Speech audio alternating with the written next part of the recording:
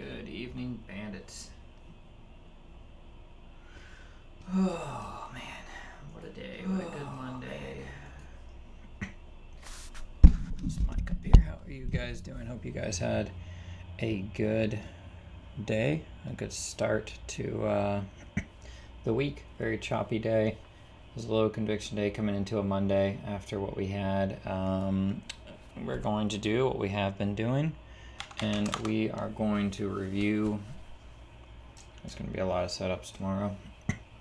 We're going to review what I posted this morning and then kind of what you guys, or what I mentioned in the last video. I'll try to implement that a little bit. I couldn't trade a ton today because initially I did some common and then I was having some issues with Fidelity. And about an hour into the day, my wife needed to go to the store, and tomorrow's our anniversary, so we went. So she went today, so we'd have off tomorrow. So I did not trade a ton today, so I'm going to talk a little bit about the ideas for the open, the setup, possible ways to kind of take trades, hindsight being 2020 type thing, but you know, all that kind of fun stuff. This is, although it's not my 100th video, this is technically the 100th evening show. So, you know, nothing special, sadly, for this one. I will do something special, maybe something really big. Eventually, though, I gotta do some milestone stuff. If we ever hit, not if, but when I hit 1,000 followers or subscribers, and shameless plug, if you're watching, like, subscribe, helps out. I am going to kick this. Let's go ahead and run the credits.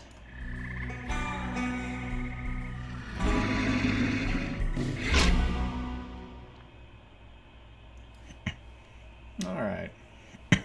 So, always about those likes and fun stuff, right? We'll see. All right. So today's stuff, if you don't know, link to Discord is in the description, and I'll pull it down. I'll read off something else, but there's the notes from today. I need to get a Twitter and start posting them there after the fact, so people can see them. Looking at, so let's go ahead and take a look. And again, I don't think I saw any comments on it last time, but if you guys want to let me know what you thought about the accuracy of the calls, if they were right, wrong, way off, or anything like that, feel free to be like, you went 0 for 4 today, or 2 for 4, or whatever it was. So let's talk about the day, and let's talk about what we were looking at. The first name on the list was Tesla. Comments on, or my notes on Tesla said, looking for it to hold 266 early. So 266, basically this, looking for it to hold 266 early. I would be a buyer through 269, looking for a move in a 272.50. If that plays out, you're probably going to move in a 274. We just have to see if we can hold up or roll over. If you roll over, I think you see 259 and 255.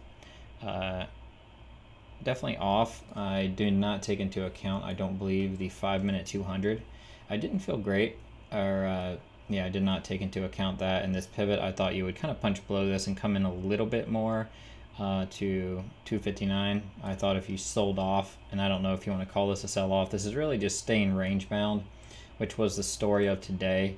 So it did come in, we did short it. I wouldn't call this a hard sell-off. It needed to break the floor trader pivot, so I might have mentioned that in the 270. If you break, I did not mention it in the notes. In the Zoom call, I think I talked about it, that you need to break 264. Oh yeah, I do remember in that. So if you watch this, and obviously I'm not going to sit there and type out a whole marathon of notes, but I talk through the notes on Zoom every morning. So it's free. If you're in Discord, you can hop in and you can listen.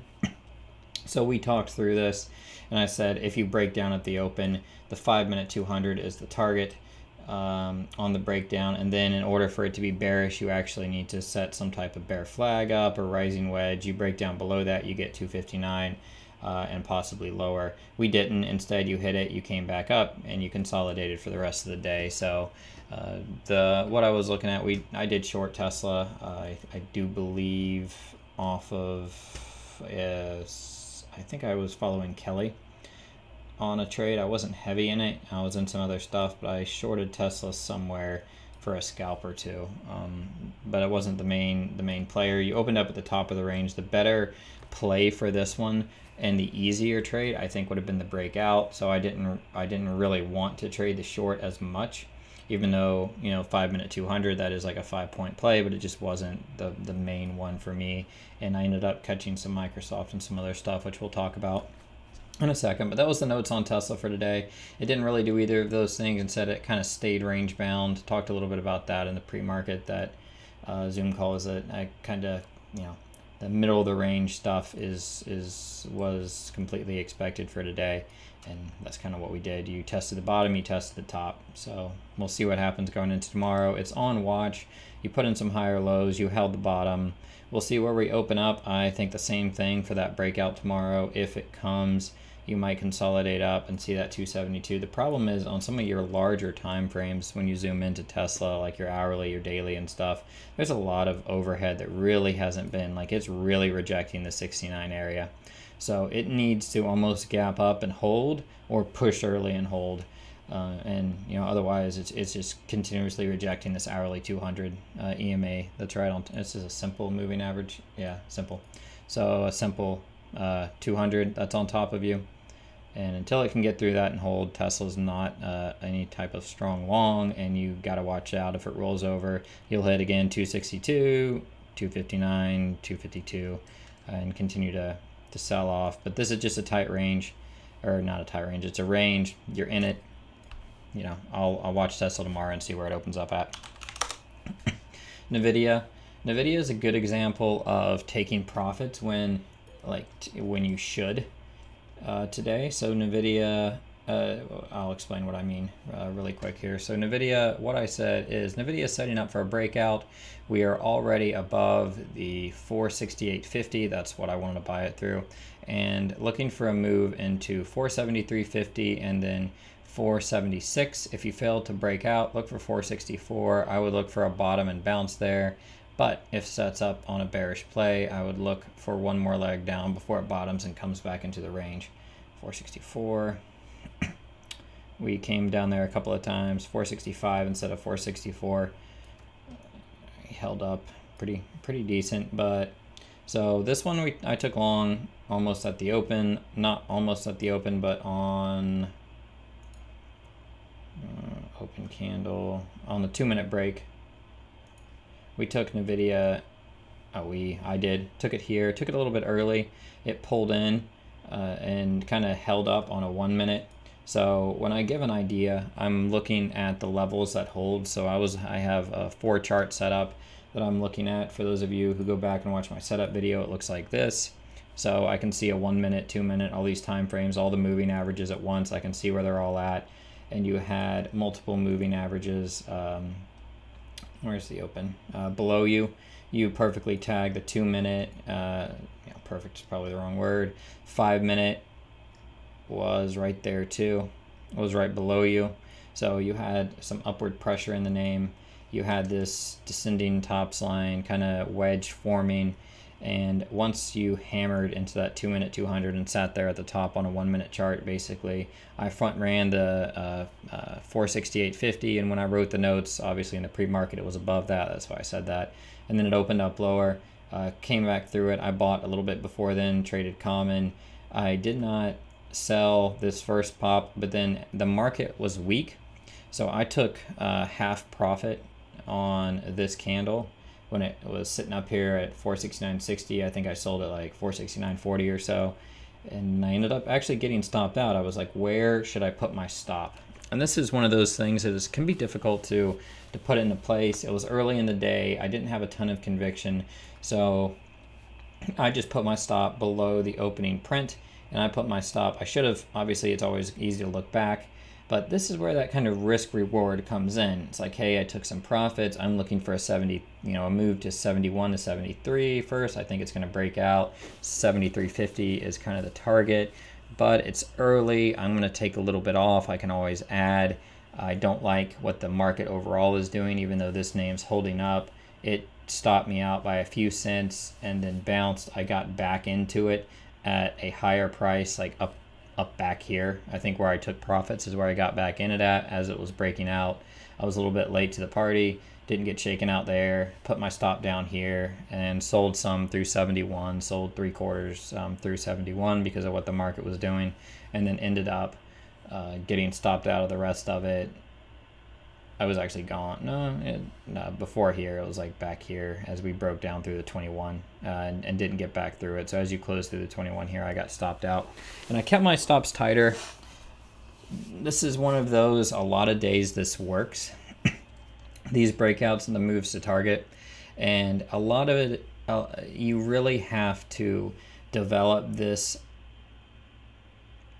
with your, like, within your trade plan. You need to feel comfortable with where you're at, and you should, generally speaking, never on the fly change your plan afterwards.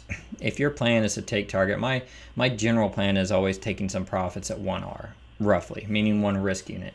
I like to take some off. It really helps me. I like to trade heavy into names, and then I like to take a majority of that off, and I'll make more on the rest if it goes to target. But 1R, if you get that in there, now you at least have a good trade or a green trade. Sometimes you just hold something to target and you just kind of let it go, and it can come back against you, or you can hit that home run. And you have to develop that in your trading plan, and you have to be okay with, if I would have not sold, I have to be okay with getting stopped out.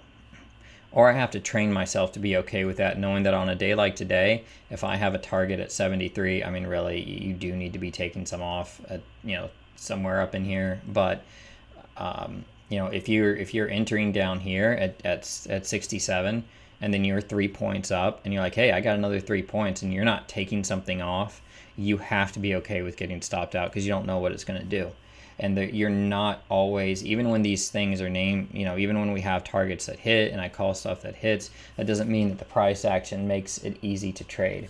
So within your trading plan, within what you're developing, you need to have a system of where you take profits that you develop based on what you're comfortable with, what your targets are, how often you're hitting, looking back at your trades and your trade review, how often are you getting to target, how often are you missing target, where is your sweet spot at as far as taking the reward in relation to your stop loss. Should you keep a wider stop loss after you take profit? So if you take profit, do you tighten your stop loss, or do you widen out, say, hey, I want this trade to go to target, so I'm now going to move my stop all the way down here because I think we're at least getting to 71 or something. And hey, I got 2 points on the initial pop, I sold half, and I want the rest to go wherever. I'm going to widen my stop now. Or do you tighten it? These are things that you need to develop based on generally your success rate, how you're trading, how you're winning, but then what's working for you and what you can mentally be happy with. And it was interesting today because so on this one, if you go, you can go back and listen to what I said. If it failed to break out, it did not hit target to the upside. I took profits. It was a green trade for me into this high, into 71. I sold a decent amount of it, especially with what the market was doing. I didn't trust it. We came back in, and now we're still setting up for that breakout. Name's holding up great. You could come into 61 tomorrow, or we could test 73 and then 79. I would say 73 for sure on a breakout is open tomorrow. There's a good chance that if you break down 61 or so is where we're going to come into. I'll be watching that, so NVIDIA definitely on watch for tomorrow. Everything is. It's such a tight market going in. So just pick your name. I don't need this line anymore. So we'll see what happens there. But the name still looks great. If you had a stop below or lower pivot, I don't know. But that is something you have to kind of put together, and that you need to think about on these trades. And everything, even if it goes to target, shouldn't be a home run 100% of your size. And I say that like CT was talking. I'll mention him just because he was here. Oh, there's your Netflix breakout. He traded Netflix, and he was in it somewhere around here at $30. Probably this 5-minute or 2-minute breakout at the open, somewhere in here, I don't know. And it was all the way up here, and then it came in and stopped him out for break even. And then I scalped this one. I think I called it a little scalp or something, played it for a light. I didn't play the whole move. I ended up having to leave like as this move was happening around 30 or so up in here. But if you don't, a name can always come back. It can always do something like this. So you had a breakout, a quasi kind of two-wave corrective, nice little digestion into the 21. Sometimes Netflix comes all the way back in. So part of your plan needs to be that taking profit, that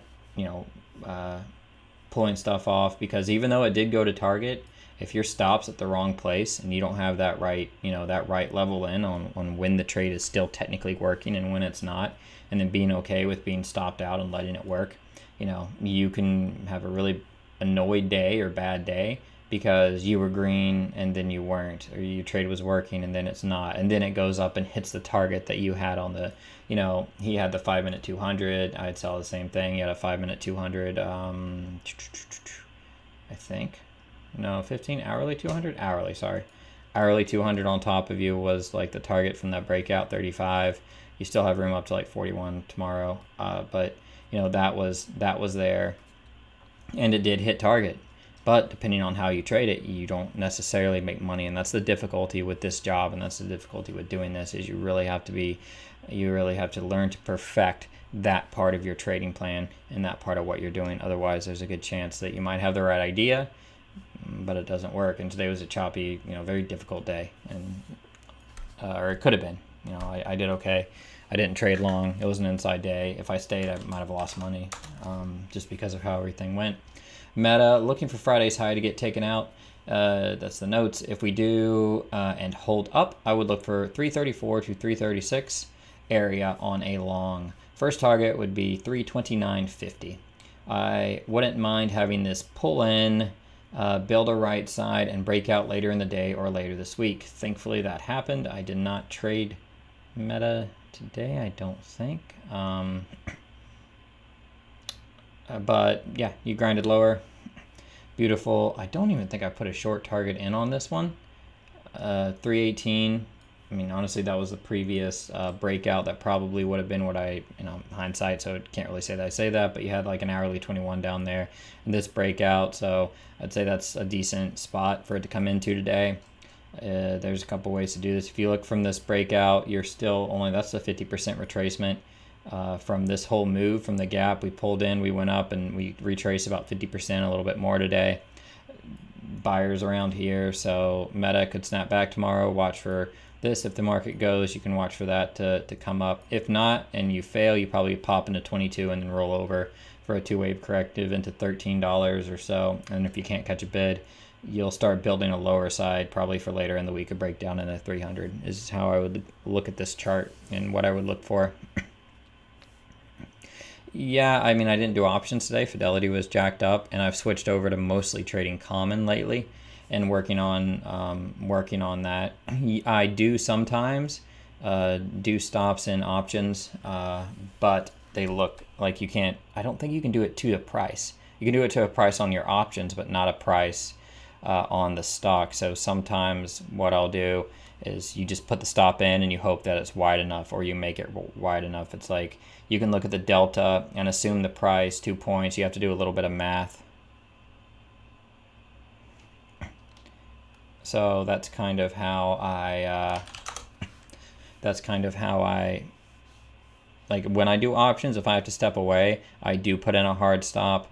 And depending on the size of my options, sometimes I just have a, like if I'm scalping options, I have my finger on the trigger, so I'm not sitting there with that. Usually hard stops are common, and then with options, I'm kind of just watching them. I try to not outsize myself in my options. Take maybe 30 contracts, something like that, depending on the name.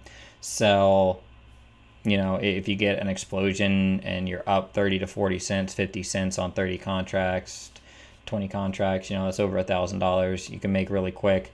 And I sell the rest, and then I have a very wide stop on my remaining 10 contracts or 15 contracts. When I do lots of 30, that's usually what I'll do. Lots of 50, kind of the same thing if I do that type of size, and then I'll just size down. Like I'll take 30 off, so I'll take 50, I'll take 30 off, so now you have a $1,500, $2,000 win on 50 cents. you're up a decent amount on the trade, have a pretty wide range, and then I'll let that trade maybe lose half of its value or 2/3 of its value on the other 20 contracts type thing. It just depends on how much I like the trade, and then I'll place my stop based off that in my head, and I do all that very quickly. It's within a few seconds, like of me getting in a trade. How much do I like it? What, is this part of the strategy? How are these options moving? Whatever it is, and then I'm just gonna take it out and go from there. So that's the options I do in my head very quickly based on feel, and the stock I do basically right away, just by dropping a line in Fidelity. And I'm going to be doing that in DOS Trader. I'm going to be looking to trade with Cobra and DOS Trader soon. I've been playing around with them, and I'm looking to move over there because of the way some of the hotkeys and some other stuff are set up. And with that, it'll be automatic, so I can just put two grand loss is my, let's say, my stop loss. I can just put that in, so when I click, my stop loss will automatically populate, and then I can move it manually by just dragging a line, and then my stop loss is right there. So it's so much quicker and easier. I could just buy automatic, everything set up, and then I'll move stuff as I want to. So that's what I'll be doing right now. I just do Fidelity, Common, and I drag lines in their stuff. It works there too, but DOS is better, I think, for Common. And options, it's based off of feel and my risk management on the day type stuff. In HR, when you ask, do I ease into my position size or go all in? It depends on the day. Usually I just go all in. When I like a trigger, I go all in, and then from there, it depends on how much I like the setup, if I stay in it or not. Like NVIDIA today, I went all in on that buy, and then we'll talk Microsoft. I took that when I went all in on it.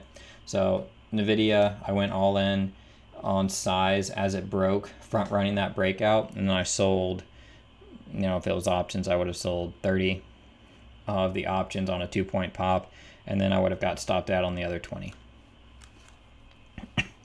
Same for Common, basically same stuff. Sometimes I do scale in, and I scale in later in the day.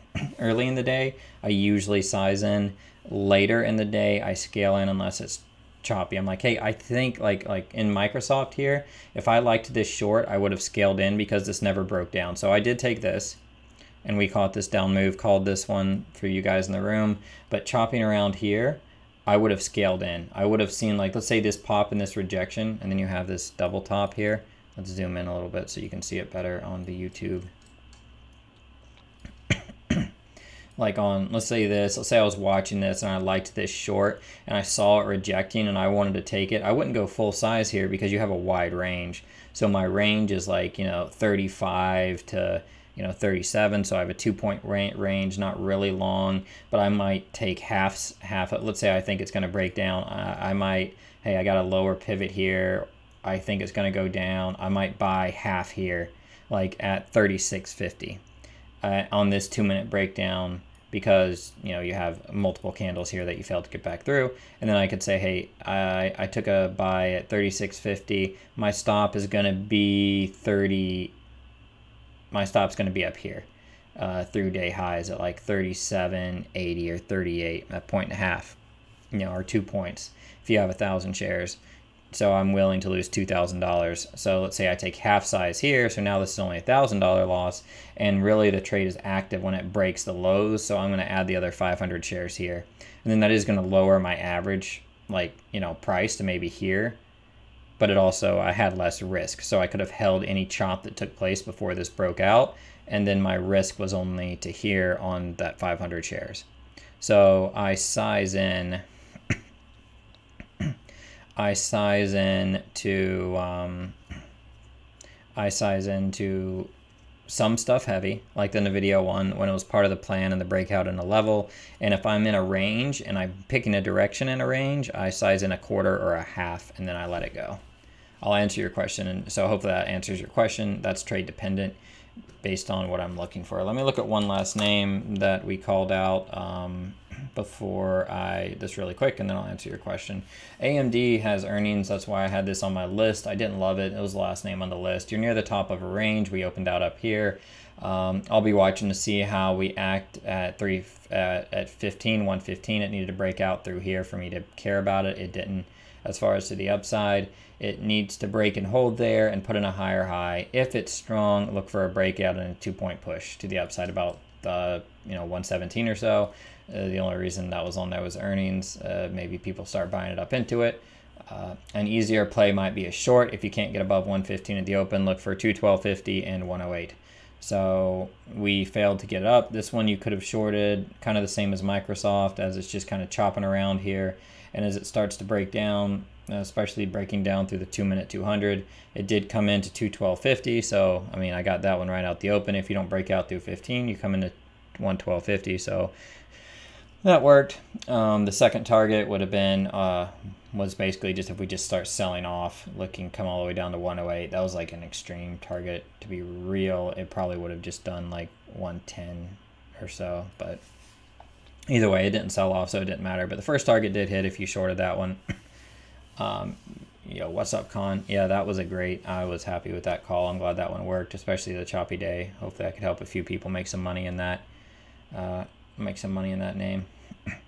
And then AMD chopped back around. You never got through 15, consolidated. You're still consolidating at the top of the range. You're holding a control pivot. And so AMD is technically in play tomorrow. I don't know that I'm going to play it unless it breaks out. It's going to be on the watch list. I don't know if I'm going to type anything out about it. If you get through 15 and you bounce, you come back up. You could come into 17. You could come into 22 and test these highs. You do have earnings.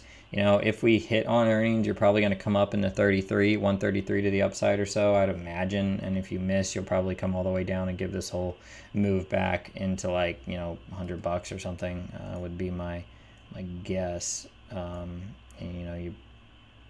don't know. So I'm not a big earnings trader. Yeah, 94. For sure, that's what you'll do. So either way, that's why AMD was on the list. I didn't trade. I didn't trade it, but I did get the call right as far as it breaking down. Crypto. Anyone try any of the bandit strategies on Forex? Any strategies for FX? Yeah, I mean, so the strategies and the stuff, all a strategy is a way to act on price action. So I don't trade any of that. I know Peacock trades NQ and trades some other stuff. There's other people that do that. The bandit strategies work if you're talking about, buying off of inside candles, buying off of Mark 1s, no yield limit 8s, 21s. It all works when you're in a breakout. So if you want to test them, look at a chart and tell me if they work. So I would say yes, they probably do, but it's just a way that price behaves. And so when you're creating a strategy, you're creating a place that you're comfortable buying or that you're comfortable acting on what you're seeing in the price action. So the price is doing something. And a strategy is just this is it. This is the risk reward type thing. It's kind of like Microsoft. If you were in that today, how I described possibly entering that trade here, was there any particular strategy that worked? And no, you're not really in a breakout or breakdown. You're still in this range. So we zoom out, we are in a range. So this is not a flush of a range. This is a move from the top of the range and a failed breakout down towards the middle of the range and possibly lower, but the middle of the range. So we're not in a trend as far as a breakout. So when you look at it, you can be like, well, this is a 2-minute, did anything really work here as far as any of those strategies? Maybe for scalps they did, but that wasn't the play, your bandit kind of strategy. The strategy was you're consolidating in a bearish morning move below all of the moving averages, and you failed to break higher into this past range. So if I was to do something like this and color this red, and then I'll show you another trade that worked. And so here's what you have to get back into. If you don't, you're going to come back in this range. And I don't think you guys can see that. Edit. It's like this thick, nice and thick, son. You can see that. So it failed to get back into the range, and now we broke down to what? The next area of support. You're not necessarily, and then, now if you break the support, you probably follow through, but if you're like, man, I'm going to wait for the first 21, it did reject the 21, but you didn't necessarily follow through, for that big move. You just came into the next area of support, and then you chopped around. It's probably the same in futures trading, but let's delete this. Let's go to Netflix. Netflix broke out of a range today. So Netflix actually trended in a direction from a breakout. You've been consolidating, you had a bull flag, and we broke out of that bull flag. So when price is breaking out, you can look for singular buy points that may or may not work. The question is, are you looking for a measured move? And that's my daughter. I'm about to have to cut this show short. Are you looking for a measured move, or what are you looking for? So on the breakout, you say, hey, I'm waiting for the first 2 minute. Darn it, child. Are you waiting for the first 2 minute? She's sick, so. Breakout, if you are, then you have this right here. Look, there it is. There's your first 2 minute inside bar. There's your scalp that 100% worked. Here's your pullback. The 8 did not work, so you get stopped out. The 21 did work and got you to target. And a pullback, once you broke out and you continued, you tested the 8. So you kind of get that as you break out, you come back, you test the 8, you see that price action telling you it's going to go higher. You could take that trade in that setup. So then some of the strategies that I've talked about work, but you've got to put them in context of what we're doing. Are we consolidating? Are we moving up? Like, you're breaking off the 21 here, you come back into it, you break out, you test it again, and you go. You can kind of put that stuff together, but you can't. Let me turn this off. Don't worry, I'm about to cut the show, so I'm not going to leave my baby crying, and my wife's down there. So make sure you put everything into context.